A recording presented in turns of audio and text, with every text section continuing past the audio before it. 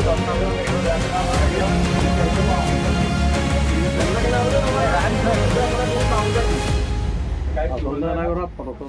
নাম শ্ৰী অমল হাজৰিকা। মই প্ৰায় 50 বছৰ ভিতৰতে দোকানখন দি আছিলো। কালি কেতিয়া ঘটনা হ'ল? কালি ৰাতি হৈছে। ইয়াৰ ভিতৰৰ সকলোবিলাক বস্তু লৈ গুচি গৈছে। ষ্টেচনাৰী দোকান আছিল, দোকান ভাঙি নিছে নেকি? ভাঙি নিছে, পালা ভাঙি নিছে। তলা ভাঙি নিছে? কিবা সন্দেহ কৰে নেকি? তলা নহয়, পালা, এই পালাকেইটা পালা ভাঙিছে। কি নিলে কালি? ইয়াৰ ভিতৰত থকা ষ্টেচনাৰী বস্তু আছিলে মোৰ চব। পইচা কিমান আছিলে? পইচা প্ৰায় 8,000 মান টকাৰ ভিতৰত আছিলে। প্ৰশাসনক এজাহাৰ দিলে নেকি? দিয়া। কি ক'লে প্ৰশাসনে?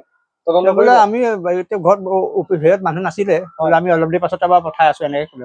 আহিব এতিয়া কি মানে চোৰকেইটাক ধৰিবলৈ অনুৰোধ জনাব? চোৰকেইটা ধৰি দিলে ভাল হ'ব আৰু, নহ'লেতো এতিয়া দোকানখন দিয়ে আপুনি ঘৰটো চলাই আছে? ঘৰটো চলাই আছো, পৰিয়াল চলাই আছো। আজি 50 বছৰ এনেকুৱা ঘটনা হৈছিলে নেকি? এইবাৰে প্ৰথম চোৰকেইটাক কয়েকটা কৰিব লাগে। আৰু কিবা কৰিব নাই, সোনকালে ধৰি দিলে ভাল হয় আৰু। এইখন দোকান আজি 50 বছৰ আগৰ পৰা দোকান। এইখন দোকানৰ আজি মাজতে এবাৰ হৈছিলে, তাৰপৰা এতিয়া আকৌ এবাৰ হ'ব ল'লে। কালি দেখিছো ৰাতিপুৱা মোক এজনে ফোন কৰি কৈছে দোকানৰ এই পালাখন খুলি পেলাই লৈ গ'ল। তাৰপৰা মই 4:30 বজাত ফোন কৰি পেলাই খবৰ দিছো। তাৰপৰা আহিলে পৰহি দিনাখন, আগদিনাখন এইখিনিৰ পৰা এখন চাইকেল লৈ গ'ল, নতুন চাইকেল এখন লৈ গ'ল। এতিয়া এইসোপা চাইকেল চব ইয়াত থাকে, ভিতৰৰ পৰা কোনো নিনিয়ে, কিন্তু সন্মুখৰ পৰা ৰাস্তা কিনাৰৰ পৰা চাইকেল লৈ যায়। এইখিনি চোৰৰ উপদ্ৰৱটো বহুত বেছি হৈছে। ৰাতি হ'লে ধৰি লওক য'ত লৈ আহি বহেহি, কোনো হিচাপ নাই।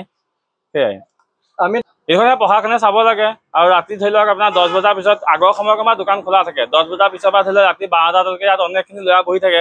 আমি একো ক'ব নোৱাৰো, ৰাস্তা কিনাৰৰ দোকান হয়। আৰু সেইটো কথাৰ কাৰণে মানে প্ৰশাসনে অকণ চকু দিব লাগে। ৰাস্তা কিনাৰত টিপিন দি হাইৱে কিনাৰতে হয় এইটো দোকানো।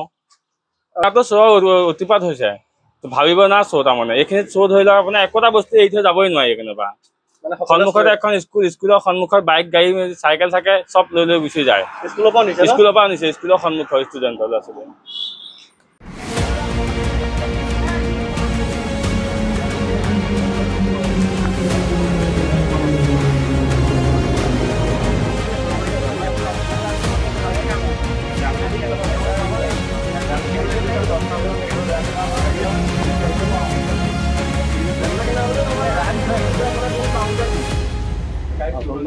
ফটো